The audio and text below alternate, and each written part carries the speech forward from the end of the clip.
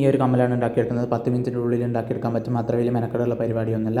2 orange colour മുത്തെടുത്തിട്ടുണ്ട്. അതിനുശേഷം 2 rubber band എടുത്തിട്ടുണ്ട്. സാധാരണ റബ്ബർ ബാൻഡാണ്, അത്ര വലിയ ക്വാളിറ്റി ഉള്ളതൊന്നുമല്ല. നമ്മൾ സാധാരണ കടയിൽ നിന്ന് വാങ്ങുന്ന അങ്ങനത്തെ റബ്ബർ ബാൻഡ് തന്നെയാണ്. സാധാരണ മുത്തിൻ്റെ മാലേൻ്റെ പൊട്ടിയ മുത്തും എടുത്താൽ മതി. പിന്നെ കുറച്ച് ജ്വല്ലറി മേക്കിംഗ് മെറ്റീരിയൽസ് ഒക്കെ എടുത്തിട്ടുണ്ട്. 2 പിന്ന്, 2 റിങ്, 2 കൊളുത്ത്. ആ ഒരു സാധനങ്ങളൊക്കെ നിങ്ങൾക്ക് ഓൺലൈനിൽ കിട്ടും. ടൂളായിട്ട് ഞാൻ നെയിൽ കട്ടറാണ് യൂസ് ചെയ്യുന്നത്. അതിനുശേഷം ആ ഒരു കമ്പിക്കകത്ത് മുത്തിട്ട് കൊടുത്തിട്ട് അത് വളച്ചിട്ട് ഇങ്ങനെ ആക്കി എടുത്തിട്ടുണ്ട്. അതിന് കട്ടിങ് പ്ലെയേഴ്സും കാര്യങ്ങളൊക്കെ ഓൺലൈനിൽ അവൈലബിൾ ആണ്. പക്ഷേ അതൊന്നും എൻ്റെ കയ്യിലില്ല. നിങ്ങൾക്ക് വേണമെങ്കിൽ അതൊക്കെ വാങ്ങിക്കാം. പക്ഷേ അതിനൊക്കെ കുറച്ച് റേറ്റും ഉണ്ട് കേട്ടോ.